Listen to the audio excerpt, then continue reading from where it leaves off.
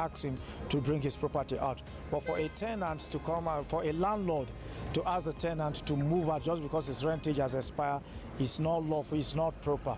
So I think government need to come into this scene because it's actually going rampant.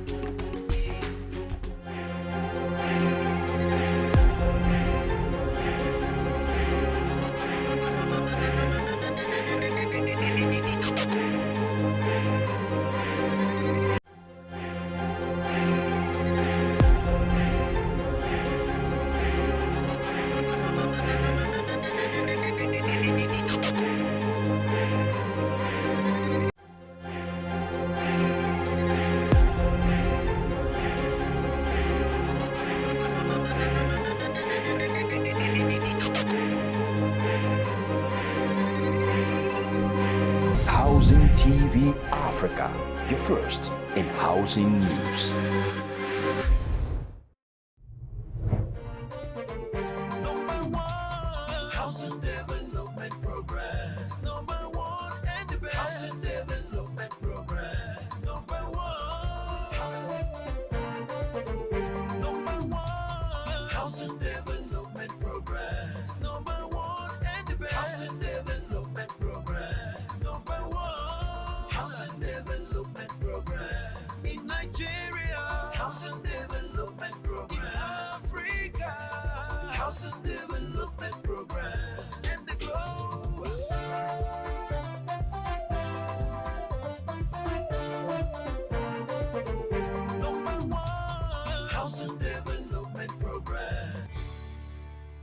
Hello and welcome to another informative episode of Housing Development, your go-to source for housing information. As always, I am your housing diva, Flora Ani. Coming up, Abuja at 30 settlement, a community plagued with abandoned infrastructure. Our spotlight will also be on the Achala community in Anambra State. What are the risks associated with living in slum settlement? These and more will be discussed right after we see the news making rounds in the housing sector. Keep watching Housing Development.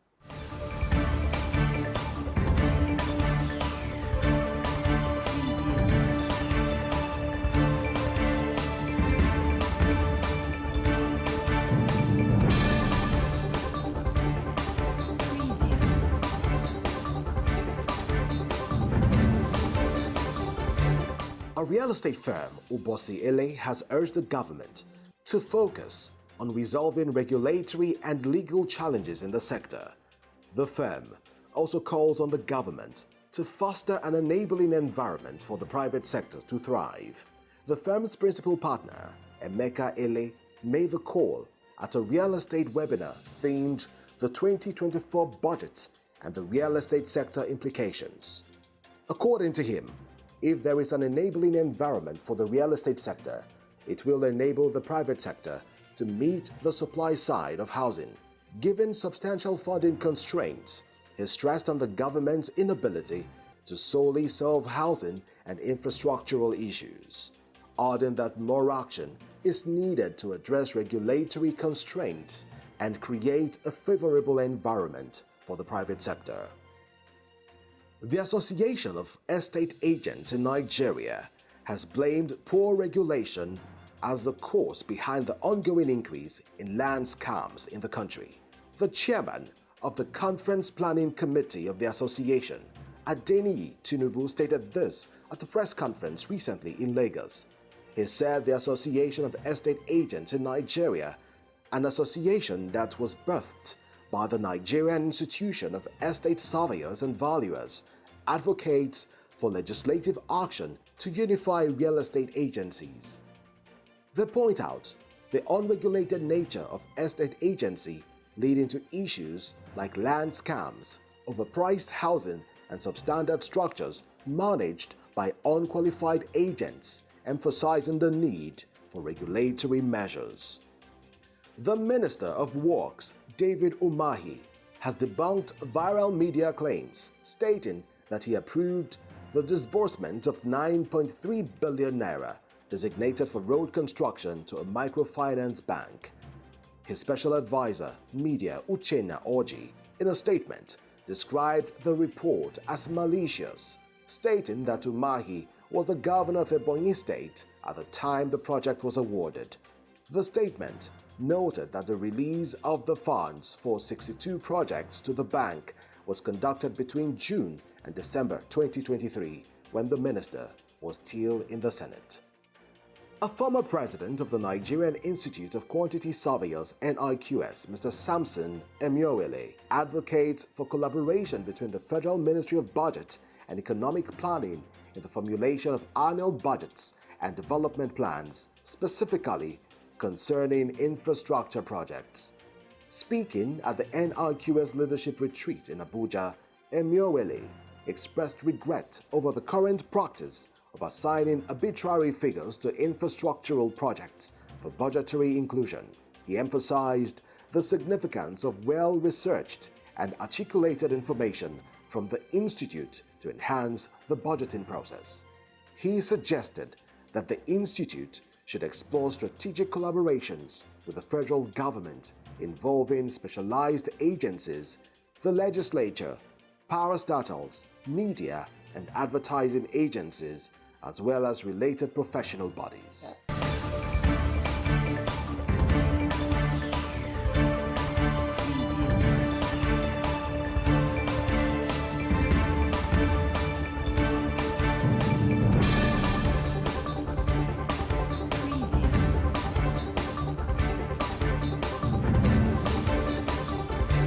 For full details of the news and more finance, housing, and construction news, Do well to visit www.africanhousingnews.com. The Kpegi Estate named 1,000 housing units, one of the creations of the former FCT minister, Malam Nasir El-Rufai, was built to mark Abuja at 30.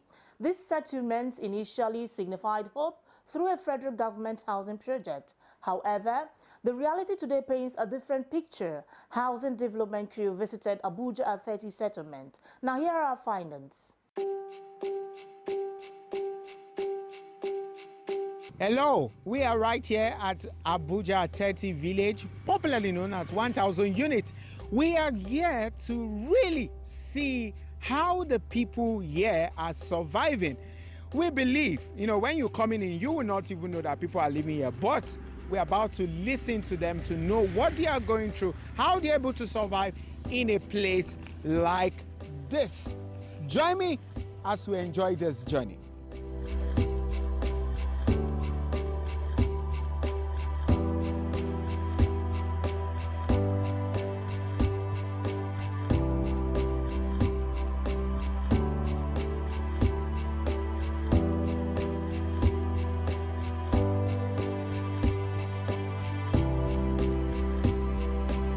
Taking a tour of Abuja, little will you know that there's a place called Abuja 30 Village, a small resettlement properly documented under Amak local government area. Was initiated by former FCT minister Nasir El-Rufai in 2006. Today we delve into the stories of those residents, exploring both the positives and the challenges they face. We spoke with Mrs. Juliana, a tailor deeply affected by the prevalent issues in the community.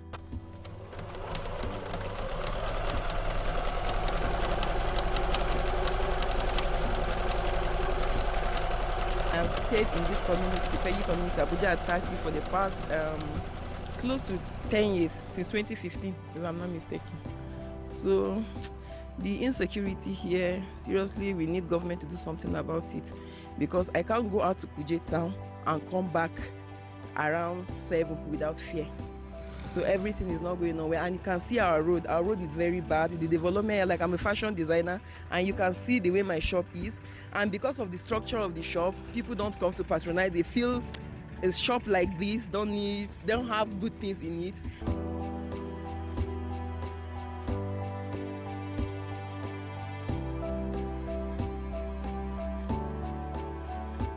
Community Association Chairman Mr. Taiwo Aderiugbe shares his historical background of Abuja 30 village and sheds light on the challenges faced by the community. The community have been living on its own, a country of its own, a state of its own, a local government of its own.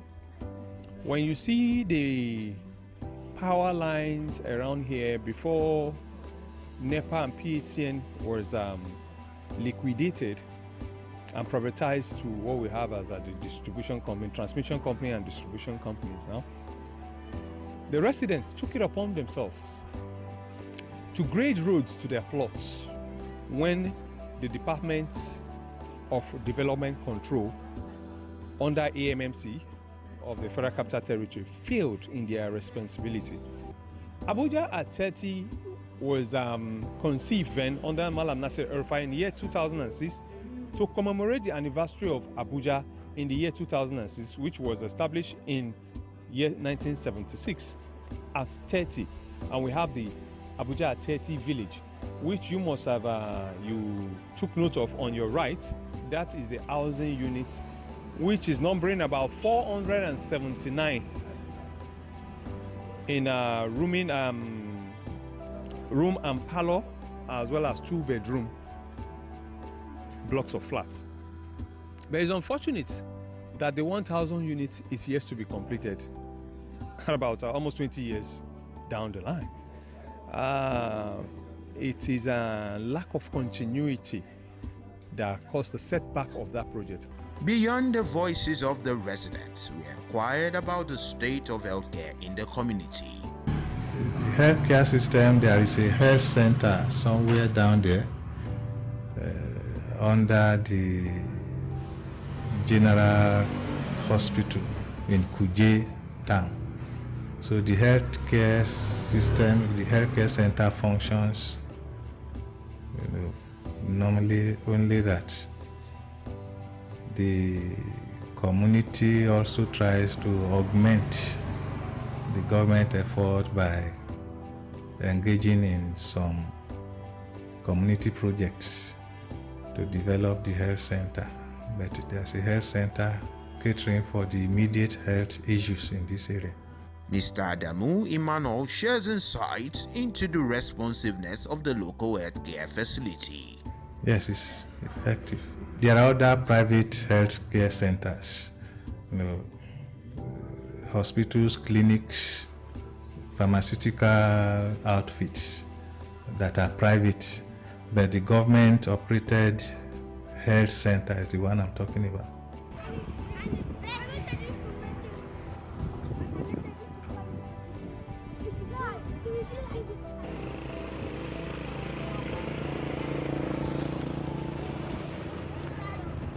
However, the roads seem to pose a significant challenge, as witnessed by this man repairing his tricycle due to damage caused by the unmotorable roads.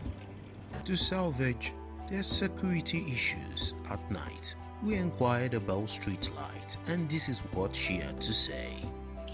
In that street light, just like that, one day they just came and put either it's like 6 poles and it's solar, and none of them is working now. By the time they mounted it, it was working, but none of them is working now. Even the road, there was a time they graded the road, nothing. So that's just the major problem we are facing. So another one is our crops. When you farm, they will just come and Fulanis will just come and scatter it. By the time you talk, they will just mess that person up. It's a lot. Can you imagine a lady like that was coming back from lesson because of the phone they are dragging from that girl? They have to cut off that girl's arm in order to collect the phone. So we are just begging. They then locate us. We made a stop at the school in the community, although the school had told us that a lot of structures are already being developed by the government, which connotes a sign of hope. See the development ongoing in this particular resettlement known as Peggy Resettlement, but ceremonially known as Abuja 30 Village. See, this place has been in existence since 2006 under the administration of the former FCT minister, His Excellency Nasir El-Rufai. And you can see all that has been going on in this place, but there's still something. We see our bad roads here. We see have some structures that are abandoned due to insecurity. We are calling on the government to please come to our rescue, to come to the rescue of the people in this residence and see what they could come up for them. Some people don't have light, some have water, some don't have water. We believe that the government could come to their rescue. Reporting from Abuja 30 Village, Brown Mike Ebo. Life in slums is far from glamorous as families are cut off from the most basic services. Settlement dwellers live in anxiety and are deprived of safe, healthy and dignified conditions for living. The living conditions of Achala community in Anambra State is on the spotlight today. Housing TV Africa visited the vibrant but quiet Achala community, nestled in the heart of Awka North, Anambra State. We delved into the daily challenges faced by its residents and uncovered the realities that shape their lives. We posed some crucial questions to the residents, aiming to understand their experiences. Firstly, we asked, what challenges do you face as a resident in Achala, specifically in areas of water, power supply, insecurity, bad roads, and waste management? Our team observed various aspects of Achala to bring you a comprehensive overview. The major roads, including the major entrance, seemed properly tiled, well maintained by both the community and passing vehicles, although the inter-roads weren't looking the same.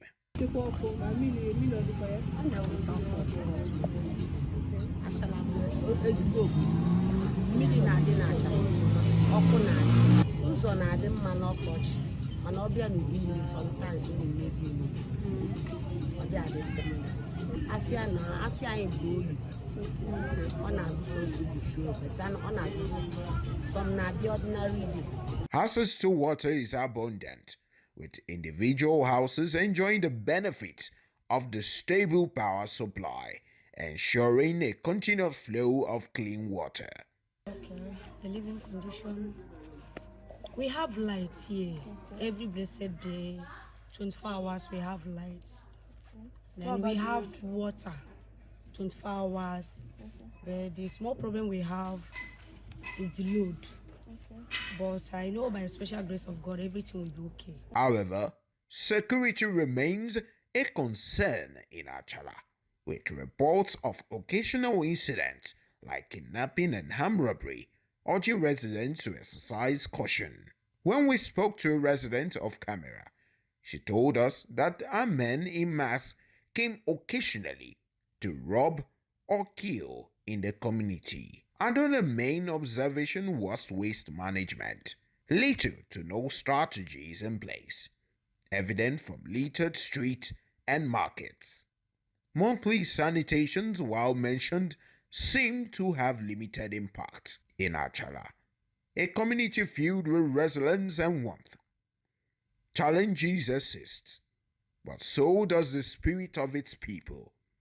As we wrap up our visit, we hope to shed light on the areas that need attention and commend the community's efforts in maintaining its charm.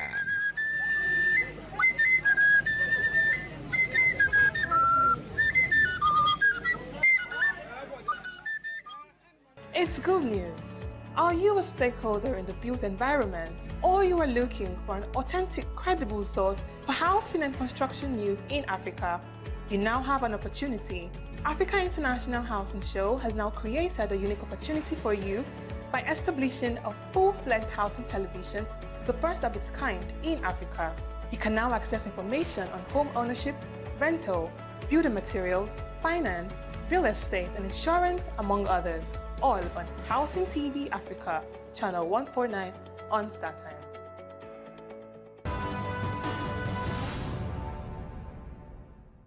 The living conditions in Achala, Awka North local government area in Anambra State. You're watching Housing Development. As people attempt to meet their immediate need for shelter, many low-income urban dwellers end up with poorly constructed shelters in locations that are unsafe and highly vulnerable to disasters and other types of environmental degradation. What risks are associated with living in slum settlements? Let's watch as some Nigerians react to this.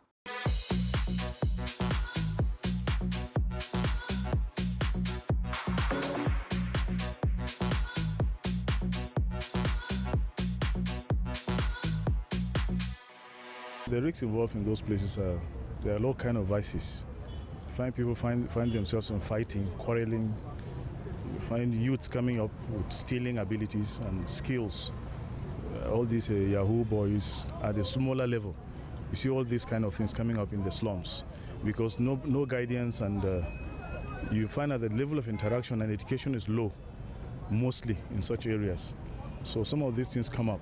So I would advise the government to look into these areas of housing. For those involved in slum, let me start with the health perspective. For the health perspective, I believe the place is not safe, it's not conducive for humans to live.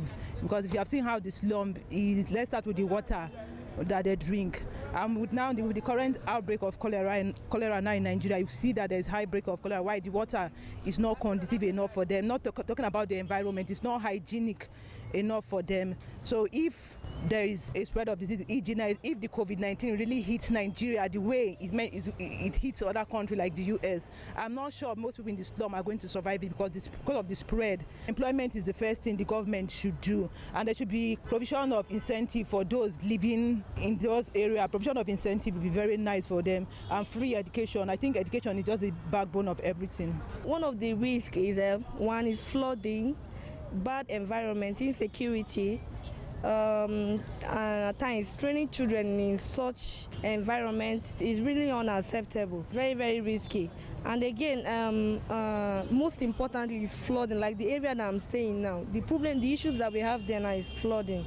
Each time that even a little rain can cause a very big flooding. They can lose houses, human beings at times. Yeah, I'm sure of what I'm saying. So my advice to the government is, in such area they should locate them, provide security, good roads, housing, yes, and employment to the youth.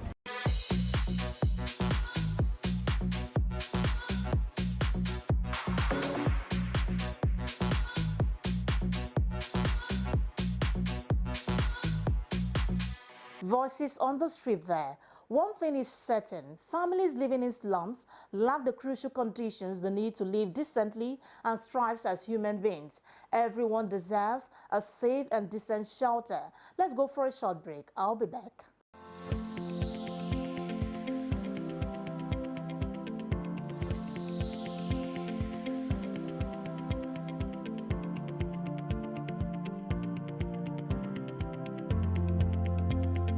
Thank you, AIHS, for the opportunity of this exhibition. It was a nice experience. I would like to make it again. Thank you, AIHS. Thank you so much. Thank you, everyone. Thank you, AIHS. Thank you, AIHS.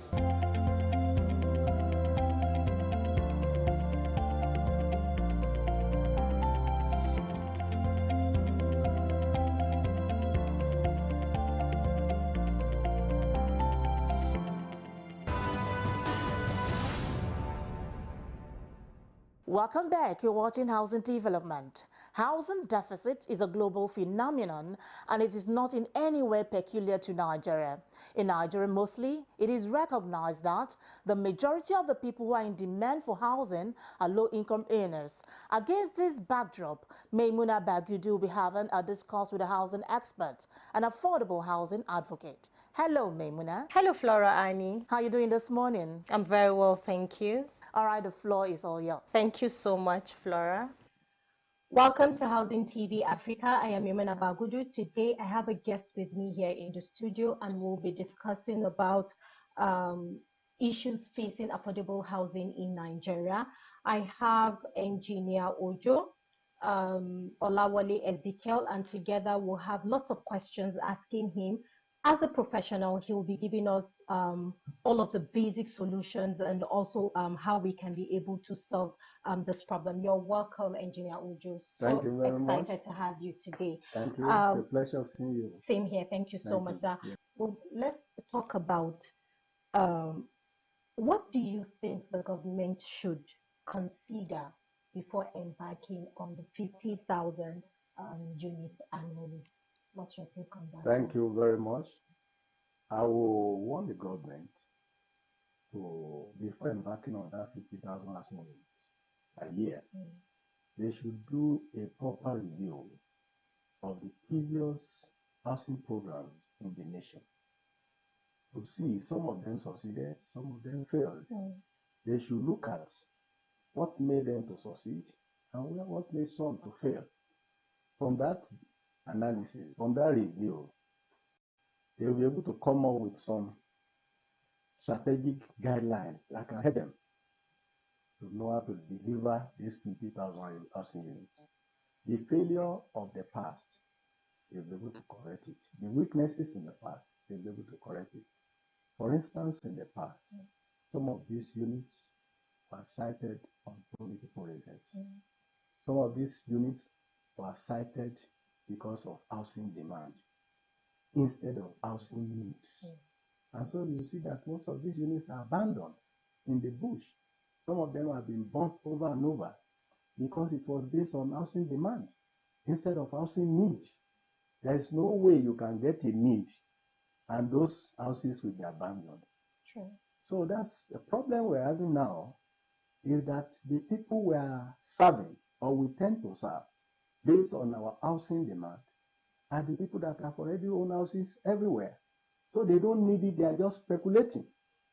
Why the people in need, they are pushed aside. So if you actually get the people that are in need, I'm telling you, those buildings will not be sitting down there. Some of them have been vandalized, some of them have been burnt, especially in some of the parts of Nigeria. So we should look at it critically. Housing needs and housing demand. There must be a clear cut in that area. Then there must be justification when you look at political reasons for citing those units. If you say, oh, certain number must go to my constituency, the question is there any housing need in that constituency? So when you build, those things remain there. So we must really look at it. There must be a clear-cut definition. That's why I say review of the past housing programs in the past government, and see whether they fail. We need to look at it. We need to evaluate and see the impact. So viewers, we'll come to the end of today's interview with Engineer Ojo Olawole Ezekiel, who happens to be the Executive Director of Shelter Origins. I'll see you next week.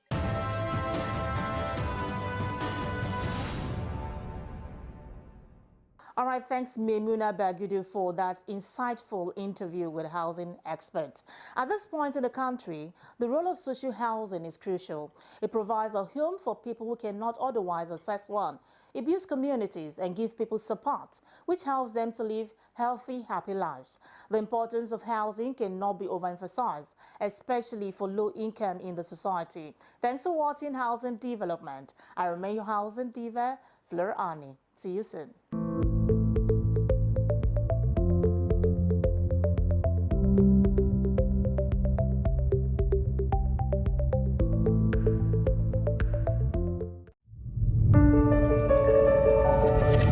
Housing TV Africa, your first in housing development broadcasting.